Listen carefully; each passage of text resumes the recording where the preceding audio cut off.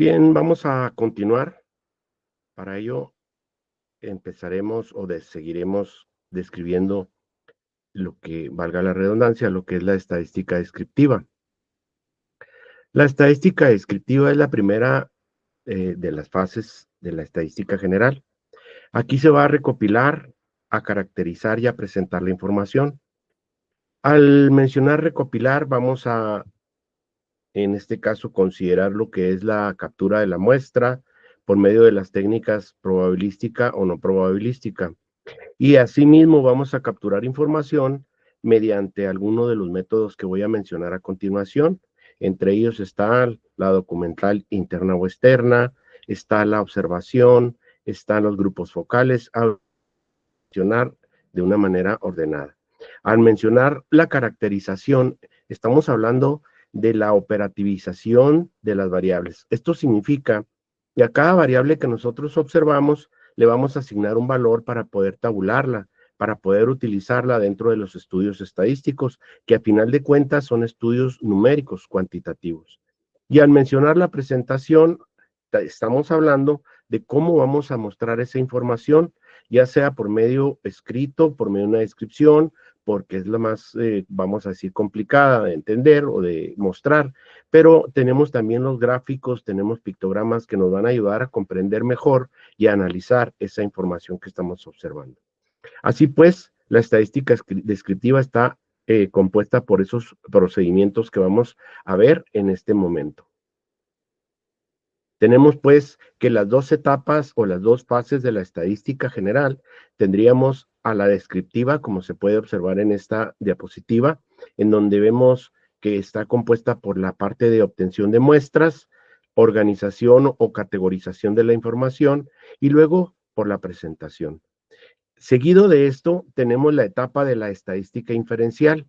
En ella vamos a analizar la información, le vamos a dar una interpretación que depende precisamente de cada una de nuestras carreras. Recordemos que la estadística es una ciencia auxiliar de todas las demás, de manera que la información que yo observe, por ejemplo, en accidentes de tránsito, yo le voy a dar una interpretación como ingeniero en tráfico, pero usted en su carrera, psicología criminológica, criminología, psicología, etcétera, le va a dar otra interpretación a la información que usted esté observando. Por ejemplo, si estamos hablando de criminología, número de delitos, número de políticas públicas de prevención o de atención. Si estuviésemos hablando de psicología, estamos hablando de casos, de padecimientos, de número de personas que se han rehabilitado, recuperado o se han podido de alguna manera atender. Si estamos hablando de psicopedagogía, igualmente estaremos hablando de estudiantes, de nivel de aprovechamiento, de cantidad de estudiantes que han logrado terminar su carrera o su primaria o secundaria. Y de esta manera vamos a ver cómo en esta parte del análisis e interpretación va a funcionar dependiendo de la carrera que estemos mencionando o la carrera que le estés utilizando, la profesión que le esté utilizando. Para mí, observar una gráfica de psicopedagogía o de psicología a lo mejor no me dice nada porque no es mi carrera y se necesita un especialista en eso. Pero si hablamos de criminología o de psicología criminológica, bueno, yo tengo una maestría en una maestría en seguridad ciudadana, perdón. Y esa maestría me permite interpretar, analizar algunos de los elementos que yo estoy viendo en una estadística delictiva. Bien, finalmente viene la parte más importante de la estadística, que es la generación de decisiones. Esto significa que cuando nosotros estamos analizando la información, va a tener una utilidad para alguna solución, algún problema, para alguna atención de problemas o prevención. De otra manera, la estadística pues no serviría de nada. La estadística en estos casos nos ayuda a tomar una decisión más certera, más aproximada a la realidad, porque recordemos que la estadística es un análisis de hechos, no de simplemente números y cifras, sino que cada dato es un hecho que ha ocurrido y que nosotros estamos analizando. Recordemos, la estadística analiza el pasado, el presente, para tratar de predecir un futuro. Hay reglas básicas dentro de la estadística descriptiva. Entre ellas son estas 8 que las voy a mencionar rápidamente. Primero tenemos que escoger la información que es la más importante y la que necesitamos. Pues cada vez que nosotros consultemos una base de datos, vamos a ver un sinfín de datos que a lo mejor no nos van a servir. Eso depende mucho del enfoque que estamos dando a nuestra investigación. Si yo estoy estudiando causas de accidentes, de nada serviría que estuviese observando, por ejemplo, aquellos que se estacionan en zonas prohibidas o aquellos que se estacionan en cajones azules. Esta información de momento no me sirve. Probablemente más adelante me pueda servir para determinar o para asociación de variables en donde yo puedo manifestar o lanzar la hipótesis de que un conductor que no respeta las reglas también lo hace en algunas otras infracciones, pero en sí a mí me van a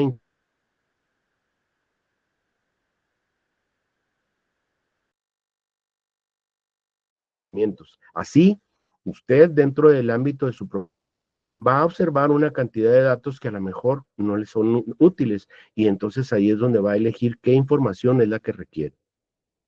Una vez que ya tenemos la información, la vamos a colocar y la vamos a agrupar de acuerdo a su grado de importancia. Hay datos que sí, vamos a suponer que investigamos 5 variables de un problema. Bueno, pues algunas de esas 5 variables es la más importante, la más trascendente. Y así vamos a ir generando un orden en este tablero estadístico. Deberemos de elegir el método como vamos a presentar nuestra información. De ahí que se utilicen de barras, de columnas, circulares, lo que son las líneas poligonales que nos dan esa línea de tendencia. Luego también frecuencias e histogramas. En este curso no utilizaremos ojivas, diagramas de tallo y de hojas, únicamente las primeras mencionadas. Aquí en la estadística descriptiva no se hacen inferencias, únicamente se presenta la información sin conclusiones. Habrá que agregar en nuestros gráficos siempre cantidades y nomenclaturas a lo que nos estamos refiriendo, porque en ocasiones se agregan una serie de barras y de columnas sin que se les agregue su etiqueta de datos o qué significa cada una de esas columnas, y eso confunde al espectador. Deberemos cuidar los colores, que por lo general deben de ser uniformes, en un solo tono, y por lo general se recomiendan tonos bajos o como se menciona, tonos pastel. Y pues colores que no sean demasiado resaltantes a la vista, porque ahí se va a perder la atención del espectador. Deberemos, como parte muy importante y fundamental, presentar comparativos, es decir, si aquí en el estado han sucedido una serie de casos de cualquier tipo, de cualquiera índole, por ejemplo, suicidios, por ejemplo, accidentes de tránsito, por ejemplo, casos vámonos al lado de la psicología, casos de depresión, casos de TDAH o casos de suicidio. Entonces, habrá que presentar un comparativo en tiempo, es decir, los que sucedieron el año anterior y el anterior, así hasta los años que sea necesario. Igualmente, es bueno presentar comparativos en espacio. Esto significa que habrá que presentar cuántos casos se registraron aquí en el estado o en el municipio y cuántos se generaron en otro estado, otro municipio de la República Mexicana. Para ello, pues utilizaremos este procedimiento que nos habla de cuántos casos por cada 100,000 habitantes y podremos comparar con otras ciudades. Eso es lo que en muchas ocasiones se utiliza para determinar qué estado o qué municipio tiene el mayor número de casos en algún tipo de evento. Ejemplo, como se los he estado mencionando en clases, Chihuahua ocupa uno de los primeros 3 lugares en suicidios, ocupa el segundo lugar a nivel nacional en pérdidas de vida por accidentes de tránsito. Entonces, eso es un comparativo, en este caso, en espacio, es decir, en la República. Y finalmente, como ya lo mencioné, no deberán presentarse conclusiones, únicamente la información. El muestreo es aquello que nosotros realizamos para de la población obtener una cantidad más pequeña o subconjunto, que es donde vamos a buscar características que no se observan a simple vista, pero que en un momento dado son lo que nosotros estamos analizando. Este subconjunto se llama muestra y la muestra depende de la cantidad de la población. A una población de 500 habitantes le va a corresponder, de acuerdo a una fórmula matemática, una determinada muestra. Pueden ser, vamos a decir, que a 500 le corresponda una cantidad de 50 o 60, hablando de una muestra. Vamos a suponer que tenemos una población de 100, de 1000 habitantes o de 1000 personas. Bueno, pues después de hacer ese ejercicio, vamos a ver que a los 1000 eh, elementos de esa población le corresponde una muestra, o nos corresponde obtener una muestra que sea de 80, de 90, 120. Eso depende, como les digo, dependiendo del número de la población, va a ser el tamaño de la muestra. Sobre la muestra es donde nosotros vamos a hacer los estudios. Y estos estudios, a su vez, al final, los resultados se van a traspolar o se van a reflejar a toda la población con un grado de certeza, en el que en muchas ocasiones, habiendo realizado el muestreo correctamente y la captura de información también correctamente, puede salir el resultado con hasta un 95% de probabilidades de que estemos en lo correcto. Siempre el principal problema será definir la población meta, porque no es fácil realizar un estudio cuando se trata de 10,000, 20,000, 50,000 personas. Obviamente la muestra va a ser mucho más grande, y lo que tengamos que hacer para capturar información de esa muestra, pues nos va a llevar mucho más tiempo, más recursos, más cantidad de de recolección de muestra, más cantidad de métodos, y esto pues obviamente se va a convertir en algo demasiado amplio, demasiado grande. Por eso, definir la población meta siempre va a ser hasta cierto punto, un reto. De ahí que se elijan, por ejemplo, estudiantes de una universidad, estudiantes de 3 secundarias, dependiendo del tipo de estudio que estemos tratando de realizar. Si se trata de un estudio, por ejemplo, de delincuencia, obviamente nos abocaremos a las colonias, y en esos casos, por lo general, se utiliza hacer un muestreo de una población de una colonia, que ya son bastantes habitantes. Entonces, ahí, en este caso, la población, definir la población a veces se constituye como un reto. Hay que manejar siempre una población que sea susceptible de que podamos obtener la muestra, y que esa muestra sea una cantidad no tan elevada para que podamos realizar la captura de información por alguno de los métodos que vamos a ver a continuación. En esta diapositiva les presento cómo de la población vamos a obtener la muestra, ese subgrupo. Existen dos técnicas, la probabilística y la no probabilística. La probabilística nos habla de que van a ser aleatorios, van a ser al azar la selección de los individuos, hablando de personas, porque esto también se puede hacer sobre objetos, sobre productos. Bien, y también tenemos las técnicas no probabilísticas, donde el investigador o investigadores van a poner las características y condiciones como quieren que sea esa muestra. Vamos a ver cada una de estas de manera individual. Así pues, tenemos dentro de las técnicas probabilísticas la primera, que es el muestreo aleatorio simple. En esta se elige a uno de cada de la población, dependiendo de la cantidad que vayamos a elegir, de manera completamente aleatoria. El ejemplo que yo les ponía en clases es, suponiendo que la población meta fueran los 500 alumnos de claustro, y de ahí yo quiero obtener una muestra aleatoria simple. Voy a colocar todos los nombres en papelitos y luego los voy a echar en una urna, y vamos a sacar la cantidad de la muestra que se requiera. Vamos a suponer que sean 50.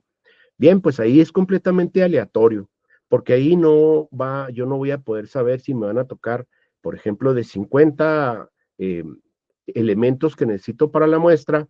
Yo no sé si me van a tocar 40 mujeres y 10 hombres, o a la inversa, 40 hombres y 10 mujeres.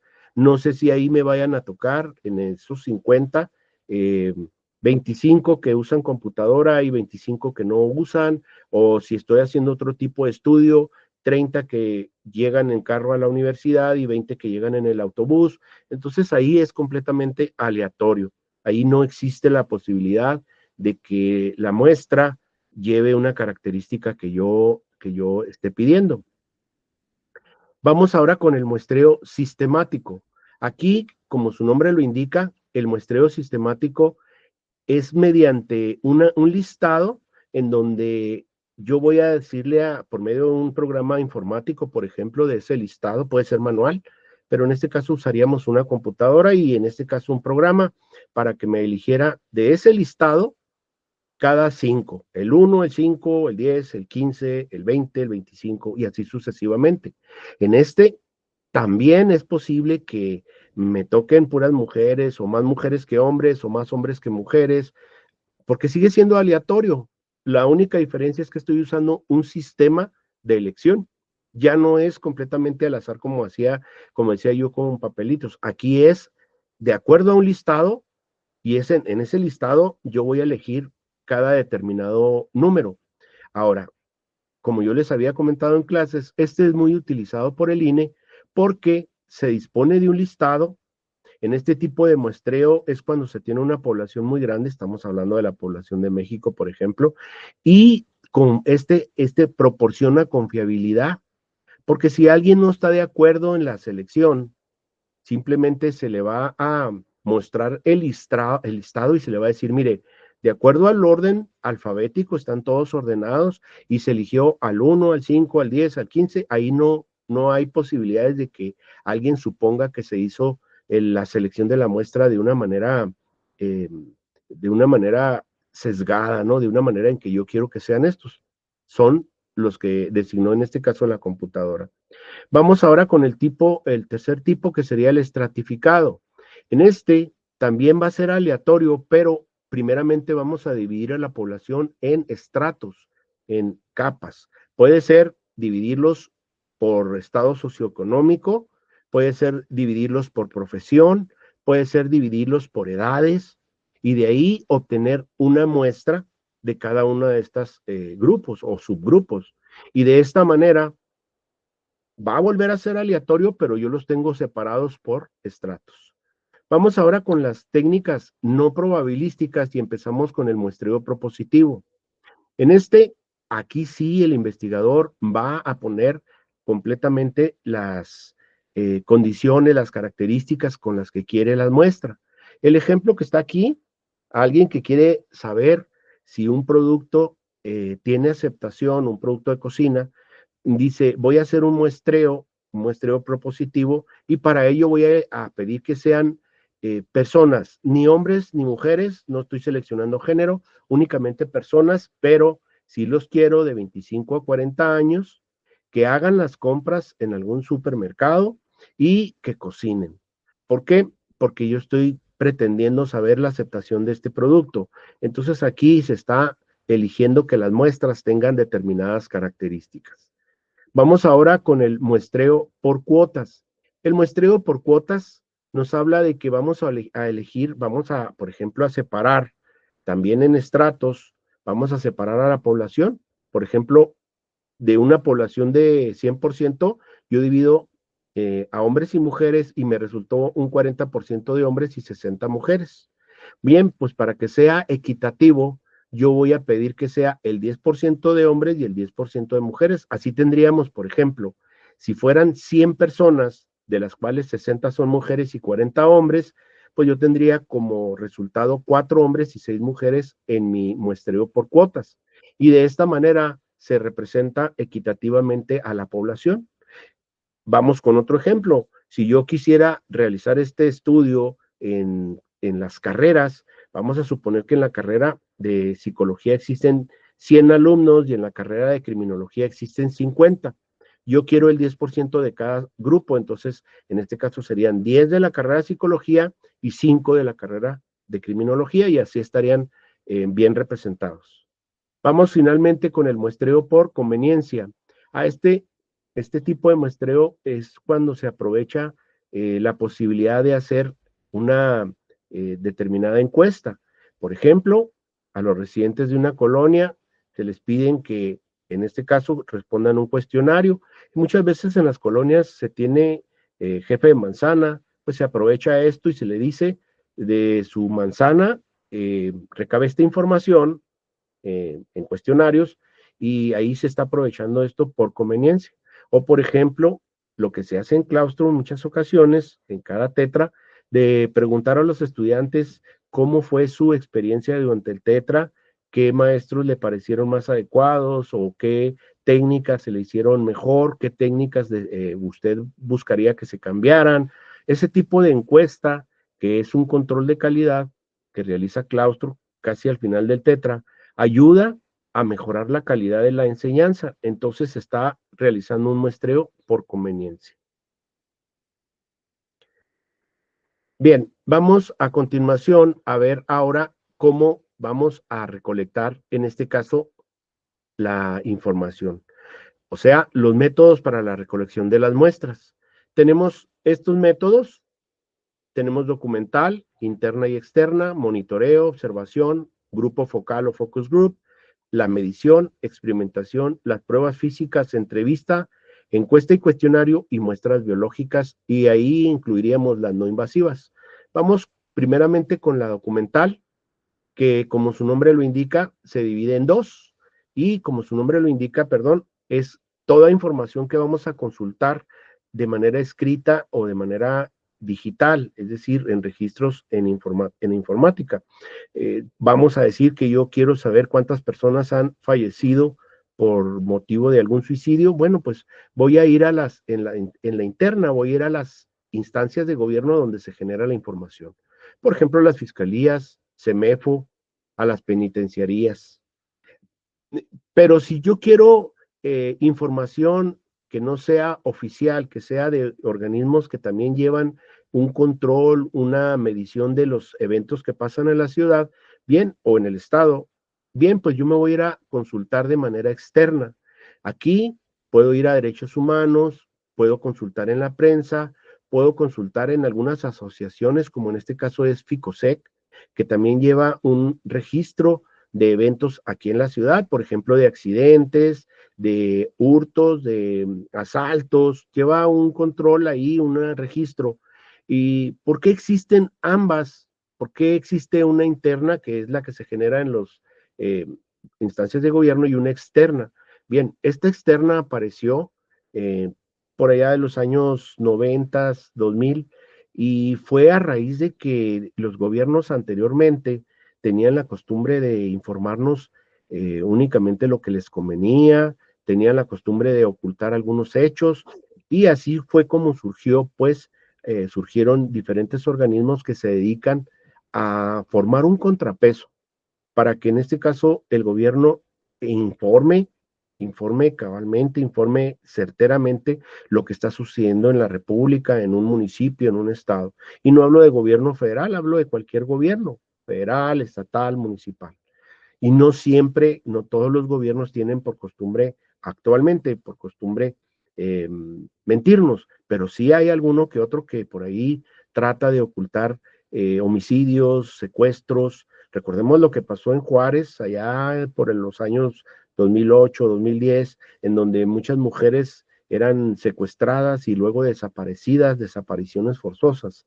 Y estas mujeres que fueron las madres de todas esas chicas que fueron posiblemente, lo más seguro, asesinadas, formaron un frente y le empezaron a reclamar al gobierno porque el gobierno decía que no eran tantas, y ahí estaban las madres diciendo, aquí estamos nosotras, las mamás de todas estas mujeres que desaparecidas, y no son las que el gobierno dice, son muchas más. Entonces, esto empezó a formar un frente civil que actualmente funciona de una manera como contrapeso. Por eso existe información documental interna y externa. Vamos ahora con lo que son el monitoreo en redes sociales. En las redes sociales vamos a poder ver mucha de la información de una persona, pero lo que se busca casi siempre en estos casos son conductas anormales. Es decir, aquellas personas que tienden a entrar a redes y buscar de alguna manera ante un posible anonimato, y digo posible porque todo queda registrado en la URL de nuestras computadoras. Ante un posible anonimato, empiezan a buscar eh, algunas formas para delinquir, buscar, no sé, algún tipo de información que les satisface y de alguna manera es alguna conducta normal. Ahí tenemos todo lo que tiene que ver con la pederastía, tiene que ver con aquello que sería la prostitución, secuestro, algunos delitos ya más graves, homicidios. Ahí, en la red profunda, por ejemplo, se da este tipo de delincuencia. Entonces es posible, por medio de la URL, conocer el comportamiento de una persona si únicamente accede a sus redes sociales como una mera distracción, una mera forma lúdica, o lo hace con intenciones de cometer algún tipo de delito.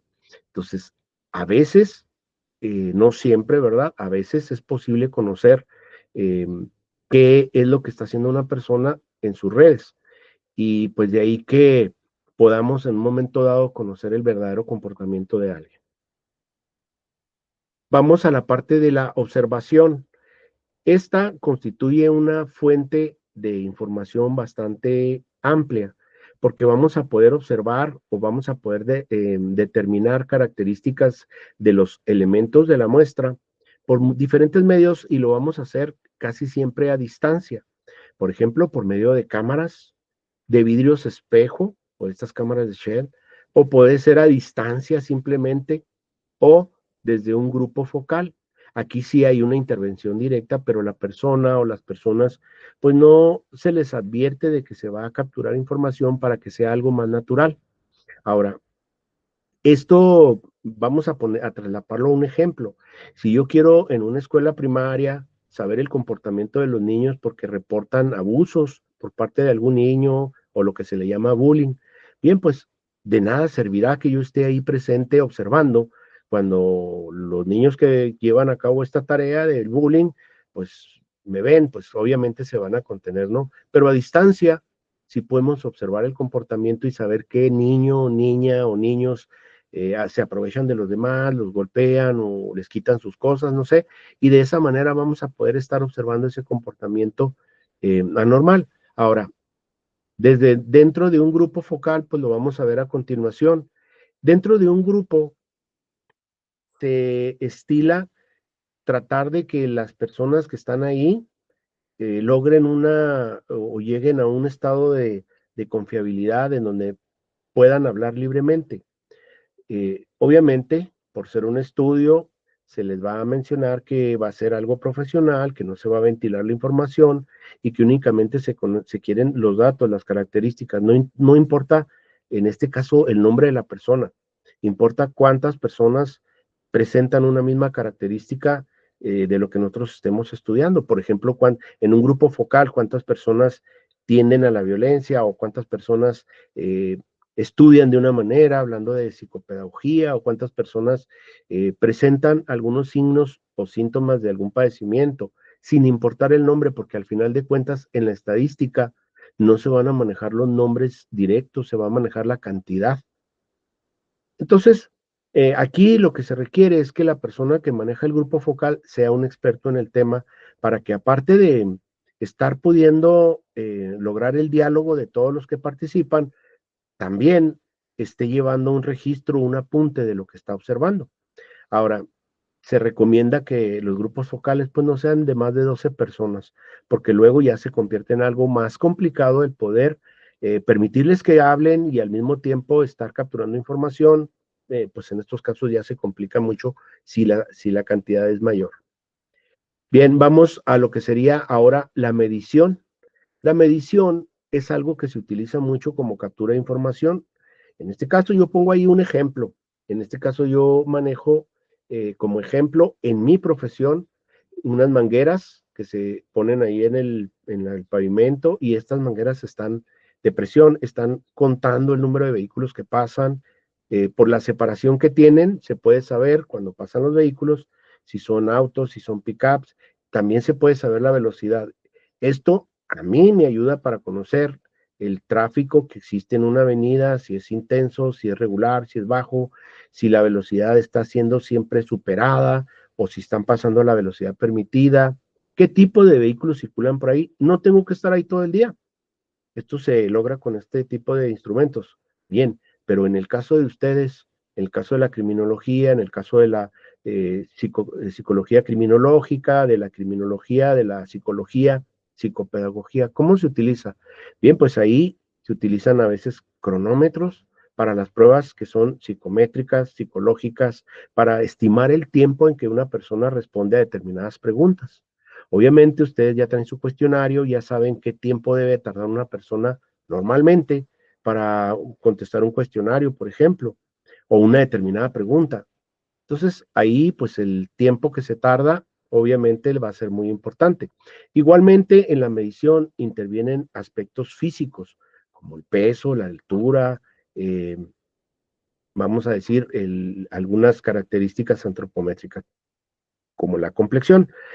¿En qué partes intervienen esto? Por ejemplo, en la criminología y en la psicología criminológica intervienen cuando van a hacer un estudio de los elementos de una corporación. ¿Cuántos traen sobrepeso?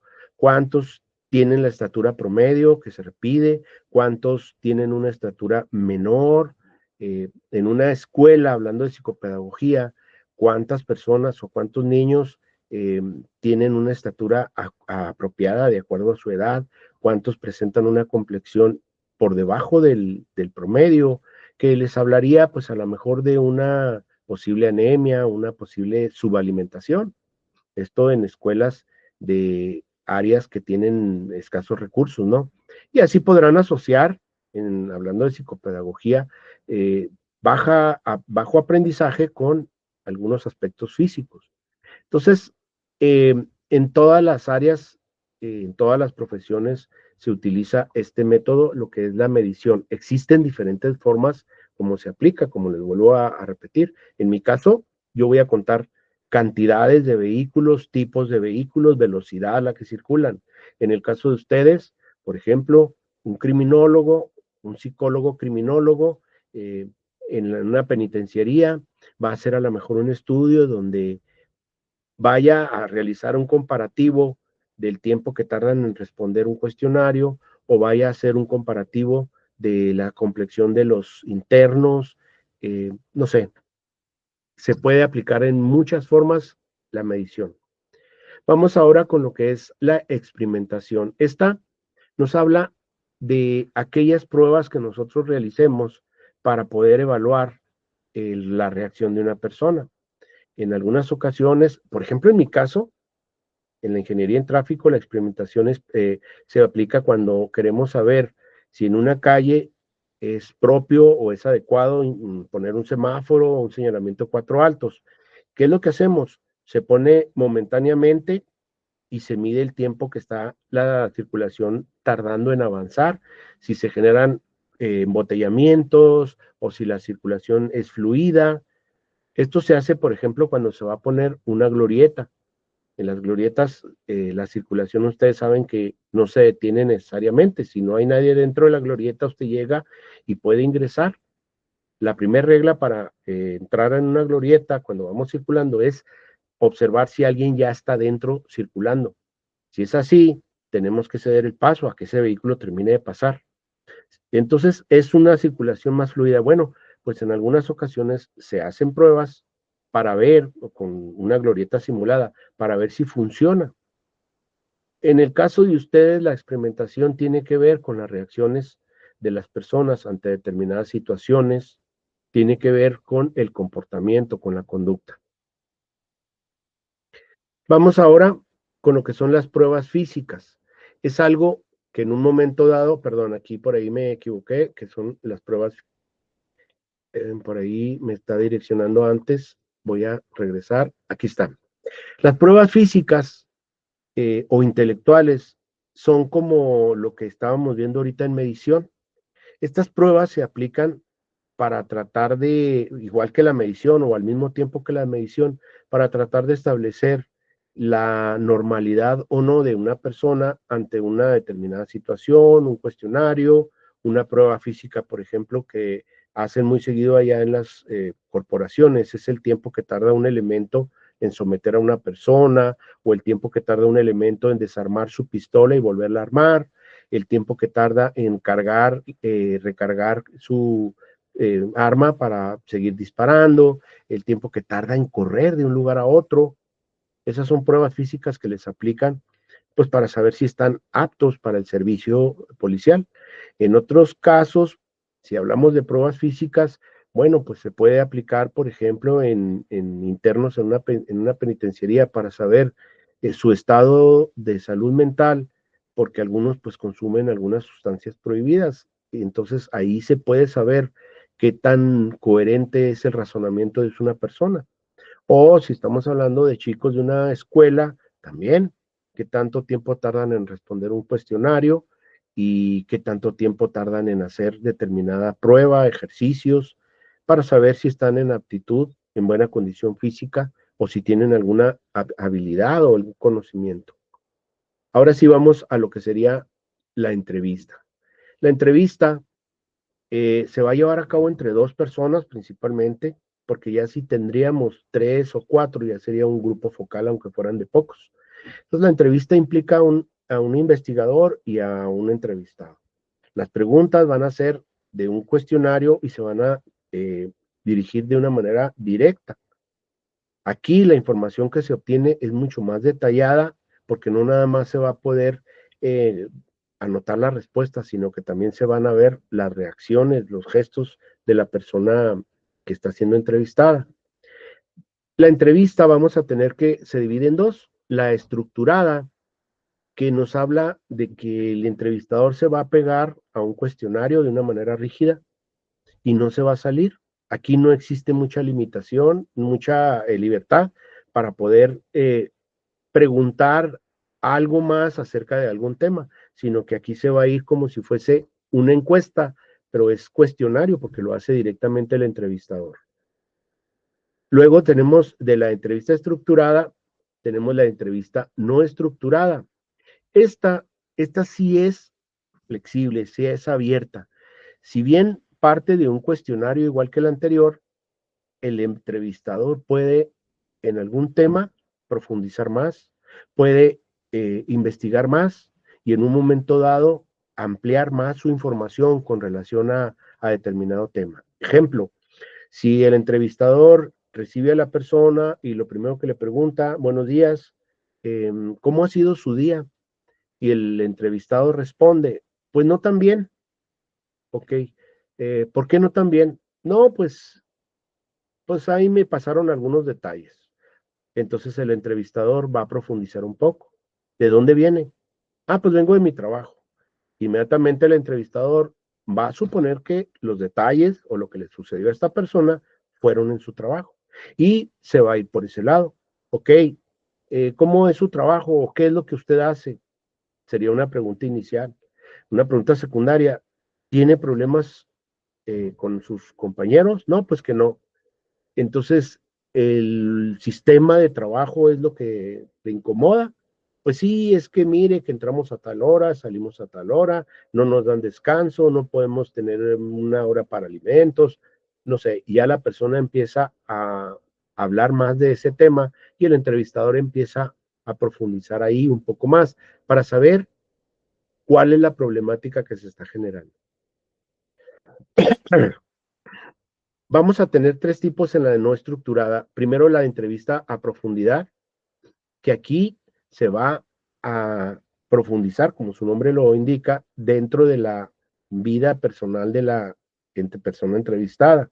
Aquí hay una interacción personal. Aquí se convierte ya más en un tipo confidencia, donde la persona empieza a platicar aspectos muy personales, siempre y cuando así lo desee.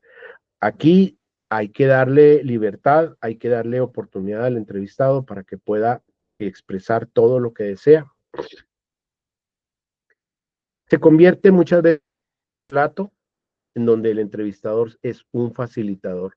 Únicamente le va a apoyar y le va a ir guiando para que siga de alguna manera narrando su relato.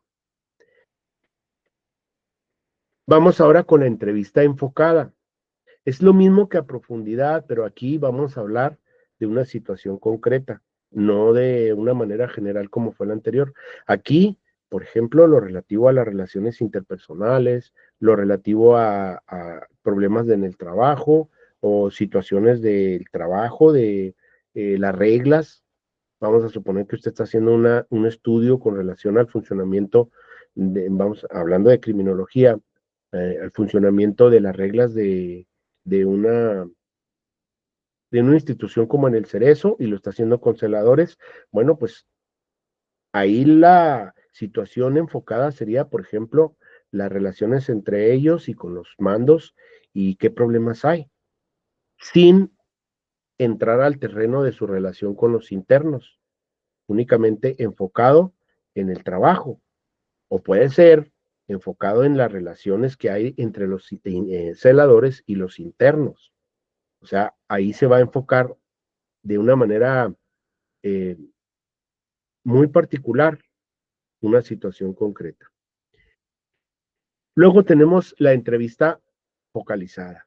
Esta es como si fuese un grupo focal, pero aquí se va a entrevistar a cada uno de los eh, participantes y se les va a preguntar qué fue lo que sucedió en alguna determinada situación.